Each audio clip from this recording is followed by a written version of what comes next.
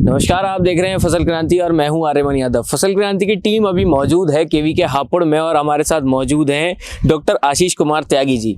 Sir पादप सुरक्षा वैज्ञानिक हैं यहाँ केवी के हापुड़ में। सर का हम बहुत बहुत धन्यवाद करते हैं हमारे चैनल पर आने के लिए। आपका भी बहुत बहुत धन्यवाद जी।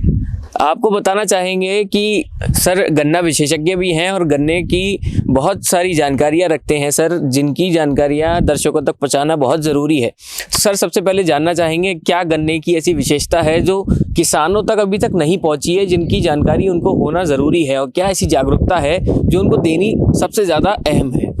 ये बहुत अच्छा सवाल किया आपने जी। मैं आपके चैनल के माध्यम से अपने सभी किसानों को, खासकर जो गन्ना उत्पादक हैं और गन्ना ही प्रमुख फसल भी है, मैं बताना चाहूँगा कि गन्ने में जो लगातार खेती में खर्चा बढ़ रहा है जी। और एक किसान की मानसिकता मैं पिछले कई वर्षों से ये देख रहा हूँ कि किसान सोचते हैं कि जितना ज़्यादा लागत गन्ने में बढ़ाई जाए, बाजार से तरह तरह के उत्पाद लाके जितने डाले जाएं उतनी ही अच्छी उपज होगी। तो सबसे पहले मैं आपके इस चैनल के माध्यम से सबको ये बताना चाहूँगा कि ऐसा कुछ भी नहीं है, ये मिथ्या है। सही समय पे सही काम करने से आपके गन्ने की उत्पादकता बढ़ेगी, उत्पादन बढ़ेगा, बजाय खेती में खर्चा बढ़ाने के। तो ये जागरूकता किसानों को होनी बहुत बहुत ज़रूरी है जी। सर इसी के साथ हम जानना चाहेंगे कि आपने बताया कि आप प्लांट प्रोटेक्शन में वैज्ञानिक हैं, यहाँ पर आप रिसर्च करते हैं, तो सर क्या प्लांट प्रोटेक्शन में ऐसी खास बातें हैं जो किसानों को ध्यान में रखनी चाहिए? यहाँ केवी के हापुड़ के आसपास हम जानते हैं कि यहाँ सब्जियों में कई किसान अपना रुझान रखते हैं और कई किसान यहाँ सब्जी की खेती करते हैं, लाल हल्दी इस तरीके से मसालों की भी खेती करते हैं, तो सर क्या आपका कहना है इसके? नहीं, बिल्कुल अच्छी बात है। देखिए, डाइवर्सिफिकेशन बहुत ज़रूरी है। केवल गन्ना एक ऐसी फसल है क्योंकि वो इस तरीके से भी हो जाती है, जैसे कि कोई हमारी प्राकृतिक आपदा आती है, बारिश आती है, तो वो सबको झेल जाती है। अन्यथा की स्थिति में जो हमारे सब्जी उत्पादक हैं यहाँ पे बहुत अच्छा काम कर रहे हैं। देखिए, मैं चाहे सब्जी हो चाहे गन्ना हो, देखिए कीड़े और बीमारी तो सभी फसलों में लगते हैं जी। तो उनसे निपटने की जो अप्रोच है वो हमें थोड़ी सी बदलने की ज़रूरत है सभी किसानों को। हमारे किसानों की मानसिकता ये है कि अगर हमारी फसल में कोई कीड़ा या रोग आता है तो हमको केवल और केवल रसायन ही हमारे पास विकल्प है जी। इस सोच को अगर हमने बदल दिया तो मैं आपको बताना चाहूँगा कि देखिए, प्रकृति में दोनों ही तरह के कीड़े बने हुए हैं। एक हमारे मित्र कीट भी हैं और हमारे नुकसान वाले कीट हैं जी। सबसे पहले तो यदि हम उनको ही नहीं पहचानेंगे किसान भाई, तो हम क्या करते हैं कि अपने मित्र कीट के लिए ही हम स्प्रे कर देते हैं, छिड़काव कर देते हैं। तो ये जानना बहुत ज़रूरी होगा कि बजाय केमिकल के हमारे पास जो अन्य विकल्प हैं जी। जब से हम अपना बीज खेत में लगाते हैं और जब तक हमारी फसल कटती है, हमारे पास जो भी तरीके हैं, चाहे वो जैविक हो, चाहे वो कृषि क्रियाएं हो, चाहे वो बायोलॉजिकल, हमारे पास बायोपेस्टिसाइड्स हैं, और अंतिम विकल्प के रूप में केमिकल जो हमारे हैं उनका प्रयोग करना ही एकीकृत नाशीजीवी प्रबंधन यानी कि IPM कहा जाता है।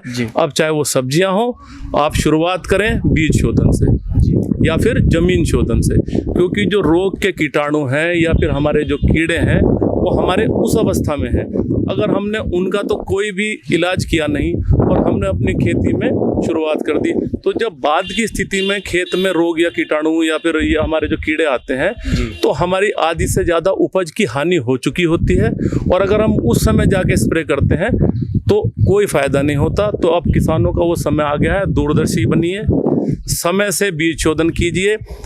ट्राइकोडर्मा मैं कहना चाहूँगा आपके उसके माध्यम से, एक ऐसा जैविक फफूंदीनाशक है, चाहे आप वो आलू कीजिए, चाहे आप गोभी कीजिए, टमाटर कीजिए, चाहे गन्ना कीजिए, यानी कि वो फसल के लिए नहीं, वो मिट्टी के शोधन के लिए है। अगर हम खेत की तैयारी के समय ही, देखिए एक छोटी सी युक्ति है, हम बाद में सोचें खर्चा करें तब कोई फ़ायदा नहीं। जैसे कि पोलियो की दवा आपने देखा होगा 2 बूंद कब पिलाई जाती है बच्चे को, जब बिल्कुल छोटा होता है, बीमारी आने से पहले, और फिर भविष्य में चाहे आप उसे कोई भी दवाई अगर पिला देंगे तो अगर रोग आ गया तो नियंत्रण नहीं होगा।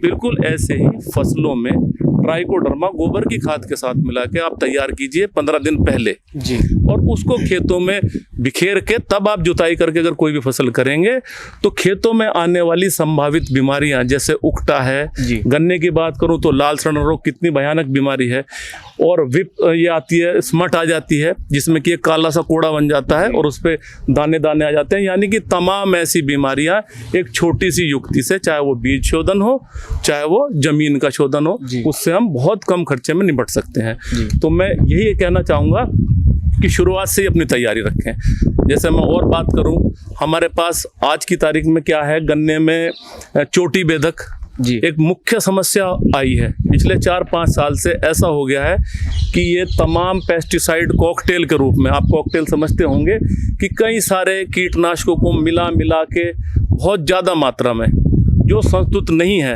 अगर 2 ml डालनी है तो किसान भाई अज्ञानतावश उसको 4 ml 5 ml डोज कर रहे हैं जी। उसके परिणाम क्या आ रहे हैं कि अब उस कीड़े का कंट्रोल होना बंद हो चुका है।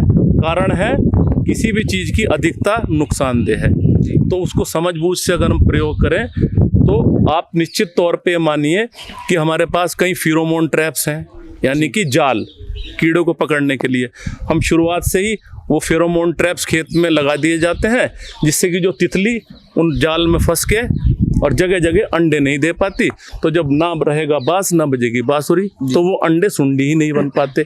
इस तरह के तरीके अपनाएं, या फिर पिछले कई सालों से लगातार ही हम कृषि विज्ञान केंद्र के माध्यम से कहते आ रहे हैं कि ट्राइकोकार्ड्स जी, आपने सुना होगा, ये एक अंड परजीवी है, यानी कि जो दुश्मन कीड़े के जो अंडे हैं उनमें अपना अंडा देके उन्हें परजीवित कर देता है, उनका जीवन चक्र खत्म हो जाता है। बड़ी आसानी से आजकल ये कार्ड मिल जाते हैं, जैसे कि हमारी सरदार वल्लभ भाई पटेल की जो प्रयोगशाला है, जैविक नियंत्रण प्रयोगशाला, उसमें 2 कार्ड जी, अभी मैं और विस्तार में बताऊंगा, लेकिन ये आप मानिए ये मित्र कीड़ा है जो हमें प्रयोगशाला से खेत तक पहुंचाना है।